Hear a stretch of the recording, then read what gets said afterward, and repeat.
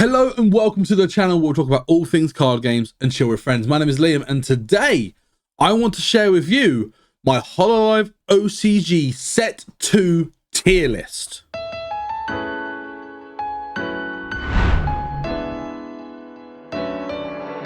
Now if you are new to the channel, please consider hitting that subscribe button, and if you enjoyed this video, please let me know by hitting that like button. Check out my other socials, links down in the description, and if you want to support the channel even further, please consider becoming a member and hitting that join button down below. But let's jump straight in. So with Quintet Spectrum coming out tomorrow as of the point of releasing this video, I want to make sure I shared my opinions on what I think the top performing decks will be with the release of Set 2 Quintet Spectrum in the Hololive OCG English edition. Now there is one very important thing that we must discuss and make sure that we consider when doing this tier list, is that we do have a brand new restriction list taken into effect as of the release date of Quintet Spectrum. We see that the collab effect Kanata, the second bloom Kanata, and also the idol outfit Iris First Bloom have all been restricted to one copy. You are not allowed to run more than one copy in your deck, and that will shake the meta up quite significantly. So for this tier list, what I have done, I have put together 30 different decks. I haven't done their deck profiles, and I will be doing videos later on the channel covering a lot of these deck profiles, so make sure you subscribe and hit the notification bell to be informed of when I next upload. Deck profiles will be happening on this channel every Tuesday at 1 PM UK time, and I will be covering those decks again during, I think I've got like 8 or 9 deck profiles planned with the release of Set 2, so make sure you subscribe to see those. And also on the Sunday of the same week, you will also see a gameplay video featuring that deck. So again, if you haven't already, subscribe, hit the notification bell, like the videos, and yes, I will be sharing more of those deck profiles down the line and going into more detail about how to play the deck, why certain ratios are the way they are in the deck profile. So for this, I will literally be showing you the Oshi and then 2 key cards from that deck with the cheers that will belong within that cheer deck as a little image, such as this one here. But yes, we will be going through 30 different decks, and what I've done is done a tier rank scale of D to S, because there are a couple of decks that I believe are going to be S tier into Set 2. But ultimately, I'm going to be starting from the bottom up. So yeah, this is my Set 2 tier list. Starting in tier D, we have 6 decks going into here, and at the very, very bottom, we do unfortunately have my girl, Nakamata Akayu. In Set 2, yes, she gets a start deck, but ultimately, she is not a good deck, and she is too inconsistent to even consider fully running. There is a weird build with her where you can run the Suisei Oshi and you can pump things up a bit nicer as well, but ultimately, and I hate to say it, Akayu come Set 2 is not very good. Come Set 5, she becomes a tier 1 high tier 2 deck, like high tier A or low tier A, high tier B. She becomes an extremely good deck, but for now, we must wait and let her cook. Next up, we also have the Choco deck coming in at the 6th position in tier D, and the reason for this is because, again, she's cool in that she's purple. It's cool that she's got the, the food support and things like that. But again, she doesn't really pack a punch compared to the other decks in this list. And you'll see a bit of a theme here where the start deck, whilst they are a great introduction to that Holloman coming into the game, you have to wait till later sets for them to become relevant. And talk of which, the next deck I'm going to discuss is IMA. Again, low tier D. You will very, very rarely see this in competitive play unless it is literally someone's Oshi and they go, I don't care if it's good or not, I am playing this deck, which I respect. But we see IMA coming in at tier D.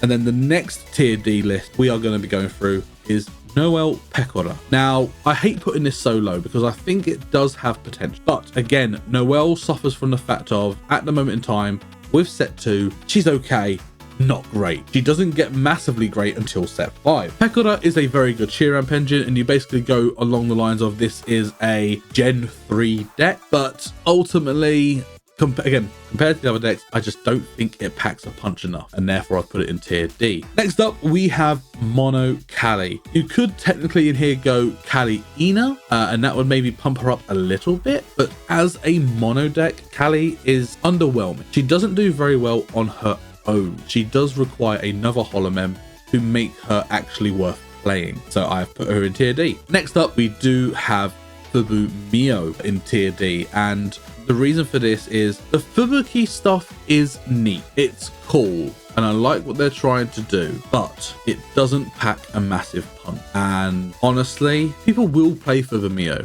and they will experiment, and someone might cook something and go, actually, here's a list that works really, really well. But for now, Fubuki doesn't really get much in set 2 realistically, even though she gets an Oshi, even though she gets a second. Again, compared to the other decks, it just doesn't hit a big enough impact. You may very well see it in some tournaments, but I don't think it will perform that well, and therefore it's in tier D. And the top of tier D, we see Mono Polka using the Oli Oshi, and again, we've seen that Polka is really good, and you can basically go like a not quite 12-fan deck, but it is just like a pure Polka build, and it's fine. But again, there are ways to use Polka in a more consistent fashion, such as the 12-fan deck, which we will be covering later. And even that 12-fan deck can be changed slightly using set 2 cards, and I think that's really relevant. But as a pure Polka deck, I would put her in tier D, but I would put her at the top of tier D, and that is all of tier D. Moving on to our C tier, at the bottom, we start with Mono Pekora. Again, she's got an extremely consistent cheer amp engine. She has got a decent damage output, and the advantage to blue can come in clutch in certain matchups. Look at the likes of versus Chloe, and look at likes of versus Suisse. So the blue advantage is a nice add for the Pekora second. I think the deck does better with an additional Holomem like Iraha, but as a mono deck, it has got the potential of doing quite well. I think it just creeps into C tier, just above Polka, but not by much. I was very tempted to swap Pekora and Polka around. Maybe my favoritism of Pekora has gotten the best of me and pushed it into C tier, I don't know. But yeah, Pekora in C tier, but right at the bottom, verging top of tier D. And again, you could easily switch Polka and Pekora in this list that I've put together, at least anyway. Moving into the rest of tier C, in 5th place, we have Azuki, Mono Azuki, and the reason for this is that she has got obviously fantastic advantage manipulation, where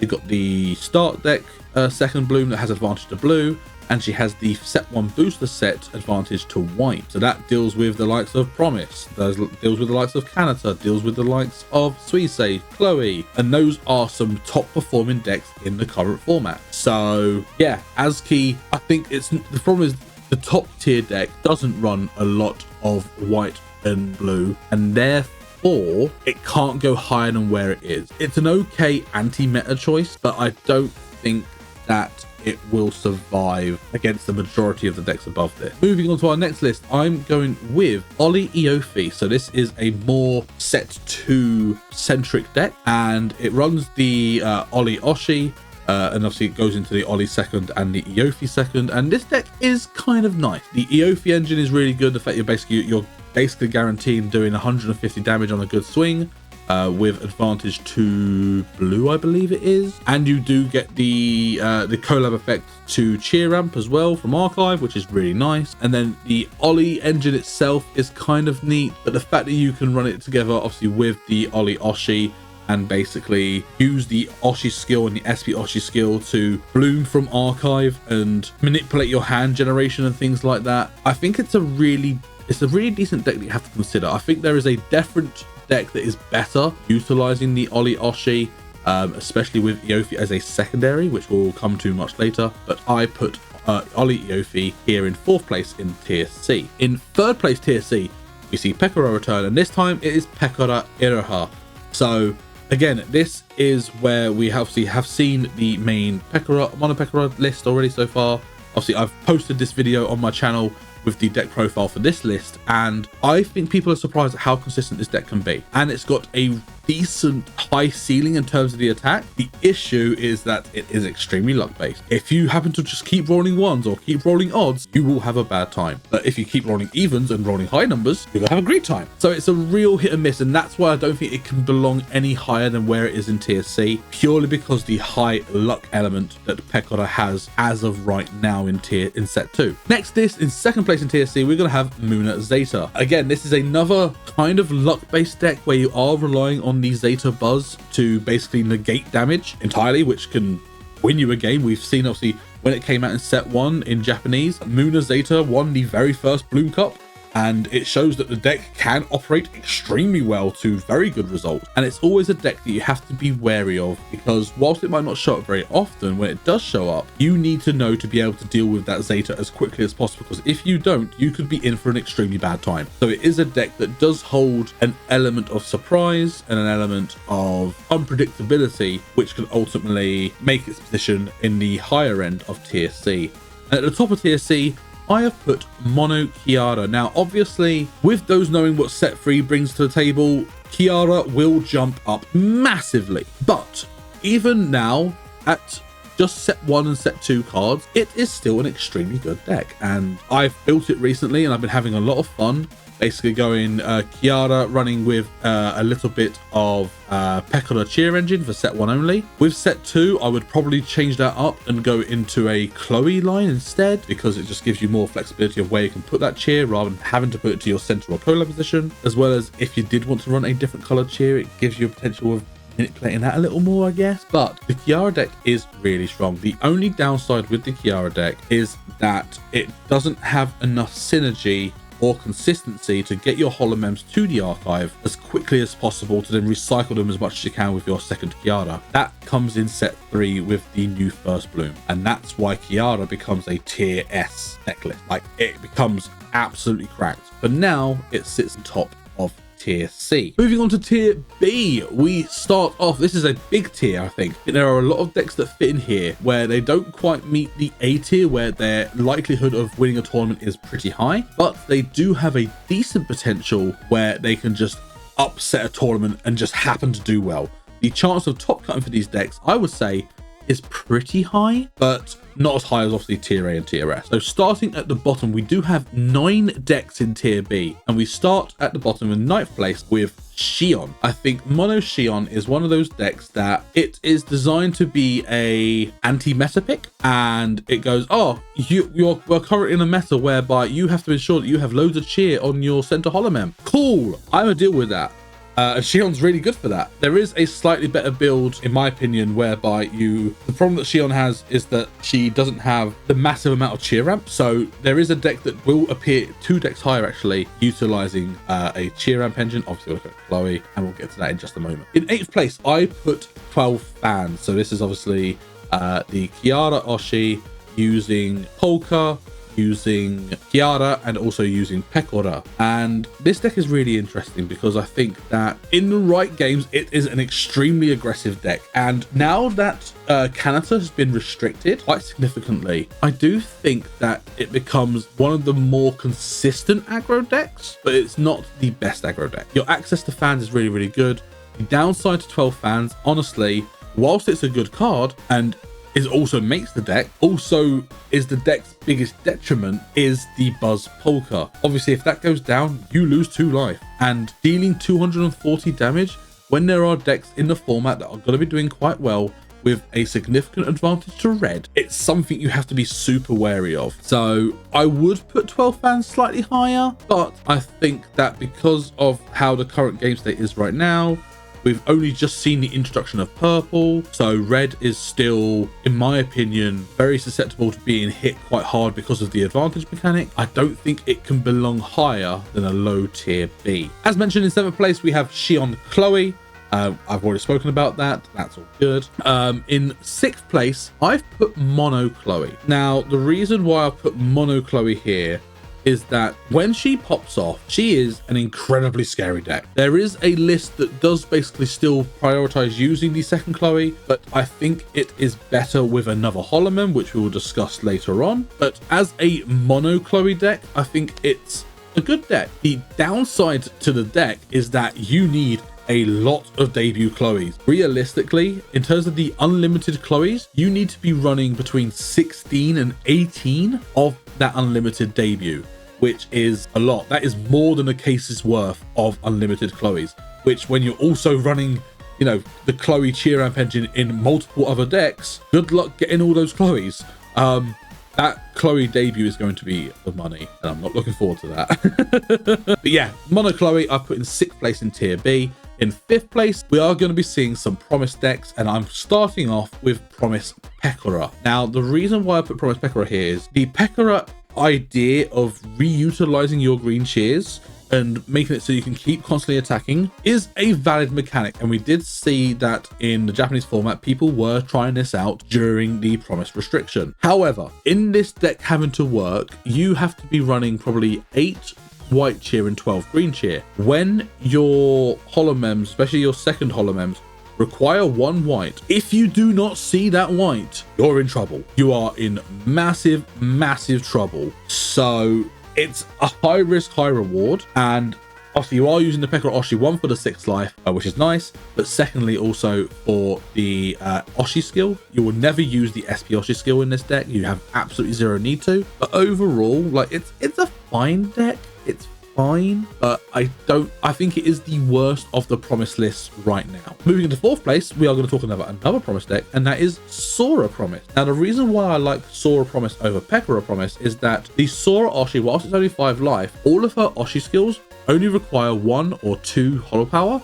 Your SP Oshi is 2 holo power, your main one is just 1, so you can use your SP Oshi when you need to. But then you can just, once you get to like your 2 holo power count and then you collab into your 3rd, you can go, cool, I can use my Oshi skill whenever the heck I want. And that's really neat. And being able to manipulate cheers around when, oh, this holomem's about to go down. Oh no, I'll just move this cheer away. And then you can prepare your second blooms quite nicely. I think is really neat, and I think it's underrated as a deck. So in 4th place in B tier, we have Promise Sora. In 3rd place, now this is a little bit of a hot take. I don't know if other people will rank this deck as high, but in 3rd place in tier B, I have put Takamori. That is Kiara with Kali. The reason why I've done this, I think with set 3 in Japanese having happened and people realizing that the Kiara deck is really good, and the only thing to make it amazingly good was that they added the first bloom Kiara. So if the deck was so close to being really good, what were they missing to make it relevant? And that realistically is the ability to basically charge holomems into your archive as quickly as possible. And Kali helps with that. And that's why I think this is better than Mono Kiara right now. And now that people know that the style of Kiara and how to play the Kiara deck, I genuinely think that people in the English format will experiment a lot more with Kiara, looking at Takamori, and I think the deck will do quite well. I honestly do. So yeah, I'm putting Takamori at a relatively high position within the B tier. The next B tier deck, we are looking at Marine Pekora. Now, Marine is one of those engines in the game which makes it a perfect secondary attacker to most decks. In this deck, however, Marine is your primary. You are using the Pekora engine just for cheer ramp, basically, because you need to be able to charge your Marines as quickly as possible to utilize into your seconds. But you've got access, obviously, to the first bloom Marine, the bloom effect, which lets you just grab the Marines that you need as and when, which is really good. The second Marine is also really good. The Marine engine and the Marine package is just really concise and really strong. But at the moment, without the help from set 4, it doesn't quite hit the mark to be a A tier deck, and therefore for now it is in 2nd place in my B tier. And in 1st place in my B tier, I have put Suisei Iraha. Now, the reason why she is top of B tier, and she could easily creep into the low end of A tier. Personally, I think there is another Suisei deck that with set 2 does do better. I think it is the deck that people are going to see more when it comes to Suisei. Personally, I prefer Suisei Iraha because if you get your bodyguard going, your opponent really can't do much about your centers, and you can just keep smacking hard and not allowing them to play the game, basically. Obviously, with the Suisei being able to attack the back row as and when you need to, or, you know, you just attack the center for 180, 240 damage, it's really strong, and it will deal with the top tier deck. The advantage to red obviously helps with the decks that will have the red in it, such as Takamori, such as just Mono Kiara, 12 fans, and Marine as well. Obviously, Marine is going to make an appearance, and you know, Suisei has the advantage over Marine. But overall, I do think that Suisei Iroha does belong just in tier B, but at the top of tier B, at least for my tier list anyway. Moving on to our A tier, and we are starting off with Mono Reine. Now, Reine, as we know from the Japanese format of set 2, Reine is an incredibly good deck as a whole, as a core, that can have obviously some extra cards to support it, but Reine in itself is extremely good. Even as a mono Reine deck, it is incredibly strong. It is a weird deck in the sense of you are running all 5 different color tiers, but with this deck, realistically, to make it work the most, you do want to run it with the Reine Oshi for pure Reine, and I do think the other hybrid decks are better overall. We'll see that later, but for now, I think Reine sits quite nicely in tier A at the bottom. Now, I was actually tempted to swap these two around because of the restriction list, but we are putting Kanata in 5th place on my A tier. The reason for it is that yes, you lose the second bloom and then down to 1 of. Yes, you lose the Hololive effect down to 1 of. That is a big hit. But with that, you can have access to run an extra Holomem within the deck. And you could go with Sora, for example. You could go Noelle. I don't think it's worth going Noelle. But Sora is an incredibly good, like, generic-ish white Holomem to go into a white deck such as Kanata. So yeah, I think we will see Kanata Sora. I think you will see people representing it because again, Kanata was a top tier list. People are going to have all the cards. Why not just tweak it a little bit and keep playing the deck? You will see a fair bit of Kanata still in the competitive play of Hololive OCG English edition. But with the restriction list, her massive sting has been reduced and, you know, the gorilla paws have been trimmed. So therefore, she doesn't quite hit as hard as she once did. So therefore, she sits at the bottom end of my A tier. Next up, we have Suisei Chloe, and this is the other Suisei deck I was on about. And this will see more representation because whilst beforehand you did have Suisei Muna, and that is a very valid deck, Chloe is the better cheer ramp engine because it's got higher HP and the debut hits harder if you need it to hit harder. And not only that as well, with set 2 coming out, you get access to the likes of Mikorone and Retro PC, which does elevate the Suisei deck to the next level. And with those cards being added, I do think that the Iroha Bodyguard, whilst I love that, you have to take that out because you need to run the cheer ramp engine and free up spaces for the cards such as Mikorones, such as Retro PCs. So I do think Suisei Chloe, whilst I prefer Suisei Iroha, I do think Suisei Chloe is the better deck. Moving into the rest of our A tier, we've got 2 more Promise lists. Next up, we have Promise Kanata. So Promise with the Kanata Oshi. We've already spoken about Promise. We all know about Promise, but I do think the Kanata Oshi does work very well for Promise. We have seen a lot of lists run that, but I still think that the next list, Promise Mume, running the Mume Oshi, is still better. Guardian of Civilization is an extremely good Oshi skill. And the fact that obviously you now have obviously more events that you can grab from the SP Oshi skill makes the Mume Oshi even better. So yes, I do think that Mume as an Oshi with the Promise deck is still the best deck to play, but Kanata is very closely behind it. So that is my 3rd and 2nd places for my tier A. And then the top of my A tier is Chloe Louis. Now, hear me out. Chloe Louis is still considered to be a top performing deck in Japanese, even in set 5. And with set 2, obviously you've got your entire Chloe engine. You've got the Louis engine from set 1, which gives Louis a use. Like, let's be honest, the Louis Oshi is not good.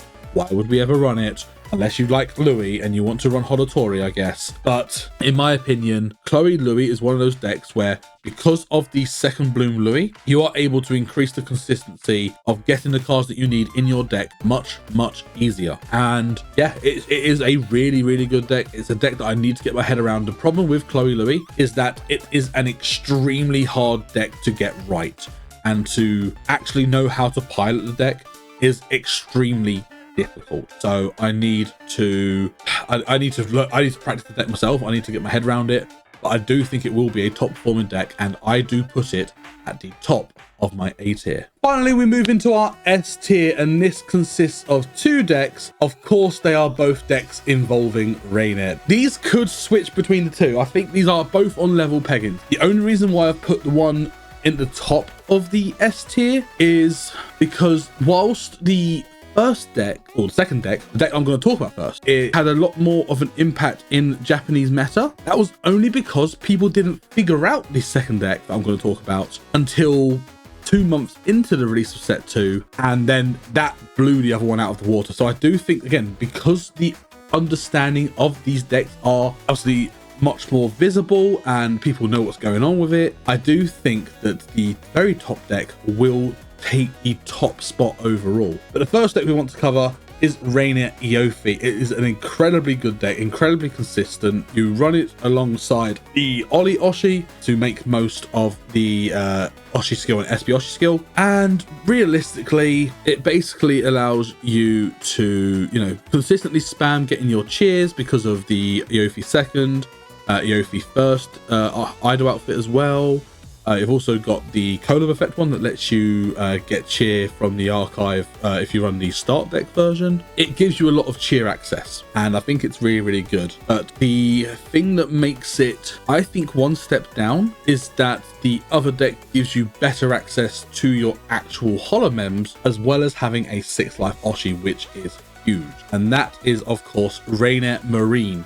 Running the Kobo Oshi, yes, you're not going to be using the Oshi skill at all, because you're not going to be detaching any cheers from your blue holomem because you don't run any blue holomem. However, the SP skill is fantastic, where it allows you to go, oh no, I've lost all my different colored cheers to my archive. Oh no, here they all are again, because I can, the 3 holo power. And it also means that you haven't got to collab every single time. You can be a lot more selective with your collabing, because you're not going to be using the normal Oshi skill, so you're not constantly having to replenish your holo power to get your Oshi skills. You are basically getting your holo power to 3 and going, okay, I will now collab when I need to, and that is it. And that gives you a much greater control of the game. But yeah, that is my S tier, and Rainier, of course, takes the top spot, especially because of the English restriction list now in place. But that is my tier list. What do you think, and would you make any changes, and did I miss any important decks?